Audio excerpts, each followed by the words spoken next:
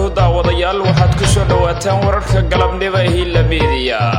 qodobada aan idinku hayno warkana waxa ugu waaweyn wararkii ugu dambeeyay oday caan ah lagu dilay degmada Afgooye ee gobolka Shabeellaha Hoose shir jaraa'id ee uu maanta u qaban lahaa wasiir Cawad oo baaqday madaxweyne Farmaajo oo bilad guddoonsiye guddiga maalmaha xorriyadda faahfaahin dheeraad ah ayaa ka soo baxaysa dagaal qasaare geystay oo ka dhacay duleedka magaalada Boosaaso danjiraha Soomaaliya u fadhiya dalka Suudaan oo la kulmay madaxa golaha militariga dalkaasi Koonfur Afrika oo ballanqaad u sameysay dawladda Soomaaliya oo guriga ku wareejisay shacabka ku nool deegaanka Sabiib ee gobolka Shabeellaha Hoose ra'iisul wasaare Xasan Cali Khayre oo kormeer ku sameeyay xarumo ku yaala Dhuusamareeb iyo Gurceel akhbaaraadka dibadda aan idin haynana waxa ugu waaweyn booliiska UK oo baaraya meydka wiil uu dhalay amiirka Shaariq ee Imaaraadka Carabta oo laga helay magaalada London iyo muhaajiriin xalay lagu laayay dalkaasi Liibiya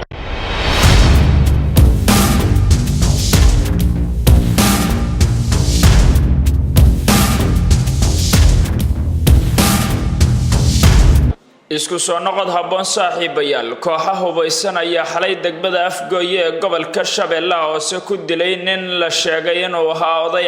dhaqameed caan ah dad goobjoogayaal oo la hadlay la meediya ayaa markaasi u sheegay in kooxaha ku hubaysan bastoolado ay toogteen ninka odayga ahaa isagoona u geeriyooday dhowr xabadood oo looga dhuftay qaybaha sare ee jirkiisa sidoo kale marxuumka la dilay ayaa lagu magacaabi jiray Xasan Yuusuf Baani isla markaana waxa uu falkaasi ka dhacay meel u dhow hoygiisa uu ku yaala tuulada lagu magacaabo Sagaalaadka warar ayaa intaasi waxa ay ku darayaan in Xasan Yuusuf Baani uu mar soo noqday gudoomiyihii deegaanka Sagaalaad ee degmada Afgooye ee gobolka Shabeellaha Hoose kooxihii ka dambeeyay dilkaasi ayaa waxa goobta si degdeg ah uga baxsadeen mooto nooca Soomaalidu u taqaano laba lugoleeda oo ay wateen isla markaana waxa halkaasi gaaray ciidamo ka tirsan kuwa maamulka degmada Afgooye oo goobta ka qaaday meydka howlgalka ayaa markaasi ciidamada xalay waxa ay ka sameeyeen deegaanka Sagaalaadka kaas oo lagu raadinayay raggii fuliyay dilkii loo geystay Xasan Yuusuf hase yeeshee ma jirto cid loo soo qabtay falkaasi degmada Afgooye ee gobolka Shabeellaha Hoose ayaa mararka qaar waxa ka dhaca falal amni darro oo ay markaasi geystaan rag dhalinyaro oo ku hubaysan bastoolada waxaana mas'uuliyadiisa sheegta xarakada Al-Shabaab magaalada Muqdisho gaar ahaan xarunta wasaaradda arrimaha dibadda iyo iskaashiga caalamiga ee xukuumadda federaalka Soomaaliya ayaa maanta waxa lagu waday in wasiir Cawad uu shir jaraa'id ku qabto hase yeeshee waa uu baaqday saacadihii la soo dhaafay ayaa waxa xarunta wasaaradda ka socday qabaqaabada shirkaas waxaana halkaasi looga yeeray wariyaasha ka howlgala gudaha magaalada Muqdisho iyo kuwa caalamiga ah ee dibadda ee ku sugan dalka markaasi gudihiisa wali lama shaacin sababta uu baaqday shirkii jaraa'id ee uu qaban lahaa Axmed Ciise Cawad labada duhurnimo ee maantay sidoo kale ilaa iyo hadda lama oga waxyaabaha uu uga hadli lahaa shirka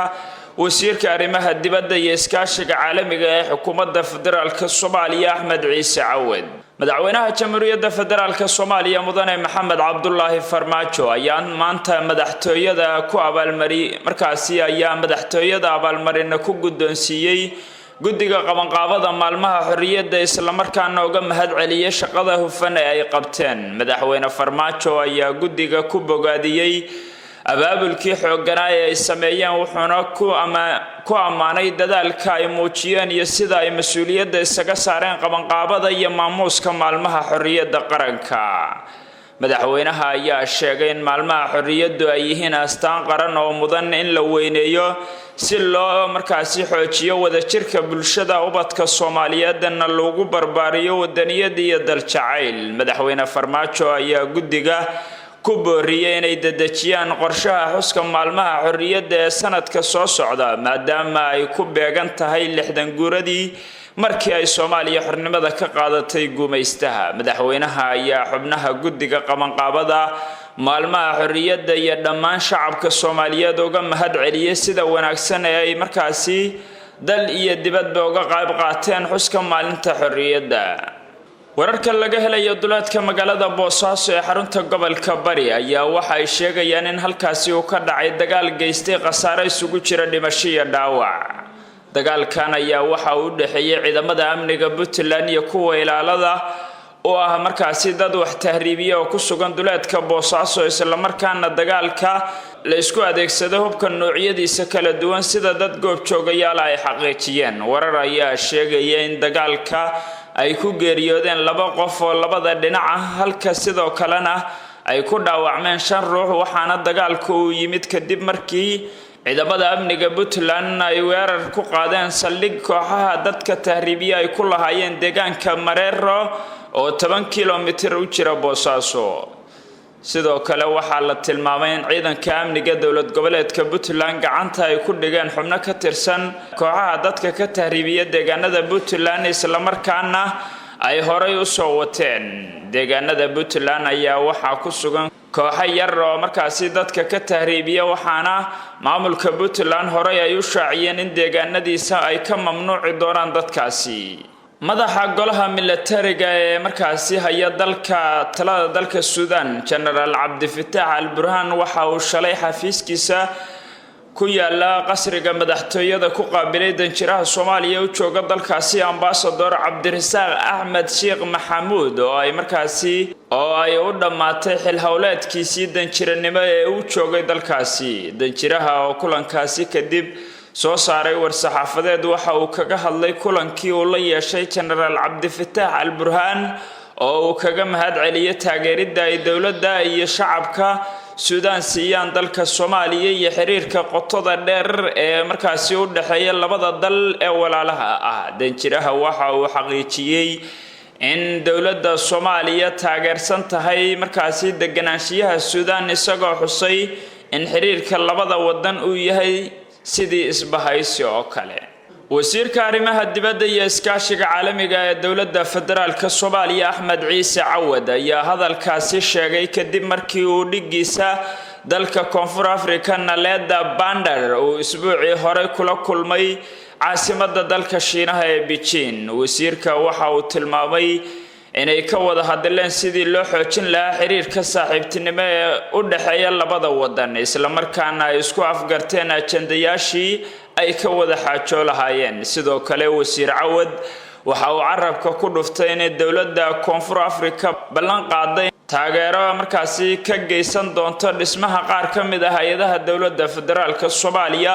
isla markaana ay taageero farsamo iyo tababar siin doonto dalka Soomaaliya. si kastaba ha ahaatee kulanka dhex maray wasiir Cawad iyo dhigiisa dalka markaasi Koonfur Afrika Naleda Pandor ayaa la ogeyn in lagu markaasi la faguray tacadiyada dilalka iyo dhaca loo geysto markaasi muwaadiniinta Soomaaliyeed ee ku nool dalkaasi. wafdi isugu jira wasiiro iyo xildhibaano uu hogaaminayo gudoomiyaha gobolka Shabeellaha Hoose Ibraahim Aadan Cali Najax ayaa gaaray deegaanka Sabiib Caan oo leh gobolkaasi iyagoo markaasi u kuurgalay xaaladda bulshada deegaankaasi. Ibraahim Aadan Cali Najax gudoomiyaha gobolka Shabeellaha Hoose ayaa warbaahinta u sheegay in safarkiisa ay qayb ka ahaayeen wasiir ku-xigeenka arrimaha gudaha xukuumadda Soomaaliya mudane Isaaq Barrow, wasiirka amniga gudaha Koonfur Galbeed Soomaaliya mudane Isaaq Cali Subag iyo xildhibaan Maxamed Cumar Dalxa. waxaan gaarnay deegaanka Sabiib iyo Caan oo leh si aan xariga uga jarno mashaariic la soo gabangabeeyo kuwaas oo ay ka mid yihiin dib u dhis lagu sameeyo 70 guri oo shacab dan yar ah ay leeyihiin iyo masaajidkaas oo ay markaasi burburiyeen xarakada Al-Shabaab ayuu yiri gudoomiye Najax. Ibraahim Aadan Cali Najax ayaa sidoo kale waxa uu sheegay in deegaanka Sabiib ay ka hirgeliyeen nalalka cadceedda ku shaqeeya taas oo wax badan ku soo siyaadin karta ganacsiga bilicda amniga magaalada gaar ahaan xilliyada habeenkii. Ra'iisul Wasaaraha Xukuumadda Federaalka Soomaaliya Mudane Xasan Cali Khayre ayaa booqday isbitaalka Galgaduud ee magaalada Dhuusamareeb iyo isbitaalka Sterling ee Guraceel. ra'iisul wasaare xasan cali khayre oo u kurgalay xaaladda caafimaad ee magaalooyinka uu booqday ayaa xog waraystay maamulada ka jira isbitaalada oo markaasi la wadaagay baahiyaha ay qabaan ee uu u baahan yahay wax lagala qabto. dhanka kale ra'iisul wasaare xasan cali khayre ayaa booqday xerada xarunta tababarada farsamada gacanta Galgaduud oo ku taala magaalada Gurceel ee gobolka Galgaduud. tubta horumarinta arrimaha bulshada oo kamid ah tubta qaranka ayaa halbeegyada ugu waaweyn waxaa kamid ah in dadka Soomaaliyeed ay helaan adeegyo caafimaad iyo waxbarasho oo tayo sare. imikana akhbaraadka dibadda. marxuumkaas oo la oran jiray Sheekh Maxamed bin Sultan bin Maxamed Al Qasim ayaa la sheegay in meydkiisa laga helay suuliga hoygiisa oo ku yaala degmada East Granada oo dhanka koonfur kaga toosan magaalada London. marxuumkan oo 39 jir ahaa waxa uu milkiyad u lahaa rugta markaasi nashadaynta istaalka labiska ee Qasim, wuxuuna ganacsigaasi ku soo dhex jiray tan iyo sanadkii 2008. wargeyska dasan ee ka soo baxa London ayaa qoray in marxuumka meydkiisa shalay laga dhex helay suuliga qubayska ee markaasi dhismi uu deganaa, iyadoo hareerihiisa ay daadsanayeen cirbadaha duritaanka iyo tay si xoogan ugu xirnaa gacantiisa. dowladda Imaaraadka waxa ay ku dhawaaqday 3 maalmood oo baroordi qaran ah. waxaa hoos markaasi loo dhigay calanka dalkaasi. madaxweynaha Imaaraadka Sheikh Khalifa bin Said Al Hayyan waxa uu markaasi ka tacsiyeeyay geeridii ku timid marxuumkaasi. ugu yaraan 40 muhaajiriin oo ka soo jeeda qaar ka mid ah dalalka Afrika ayaa lagu soo waramayaa in ay ku dhinteen ku dhawaad 80 kalena ay ku dhaawacmeen kadib markii xalay madaafiic lagu garaacay xero ay ku jireen dad muhaajiriin ah oo ku taala duleedka magaalada Tripoli caasimadda ee dalka Liibiya. sargaalkan ka tirsanaa wasaaradda arrimaha gudaha Liibiya ayaa sheegay in tirada dhimashada dadka lagu laayay xerada degmada Taajoor ee banaanka caasimadda Liibiya ay intaasi ka badan karto. waxa uu intaasi raaciyay in hadda ay shaqaalaha gargaarka degdega ay weli daadgureynayaan meydka iyo dhaawaca. bayaan ka soo baxay dowladda ay beesha caalamka aqoonsata ee Liibiya ayaa lagu cambaareeyay weerarka. war-saxaafadeedka ayaa lagu sheegay in weerarka uu ka dambeeyay generaalka awoodda badan ee Khalifa Haftar. ma jiro ilaa iyo iminka cid markaasi sheegatay mas'uuliyadda weerarkaasi lagu qaaday xarunta lagu hayay dadka muhaajiriinta ee Liibiya. sidoo kale weli ma aysan soo bixinin faahfaahin ku saabsan dalalka ay markaasi u kala dhasheen muhaajiriintii xalay lagu dilay dalkaasi Liibiya. intaas ayaa ku soo gabagabaynaynaa daawadayaal warkii aad kala socoteen Hilla Media. ha ilaawinina subscribe iyo comment si aad ula socotaan warbixinadeena iyo wararka dambe aynu idin soo wado. nabadgelyo.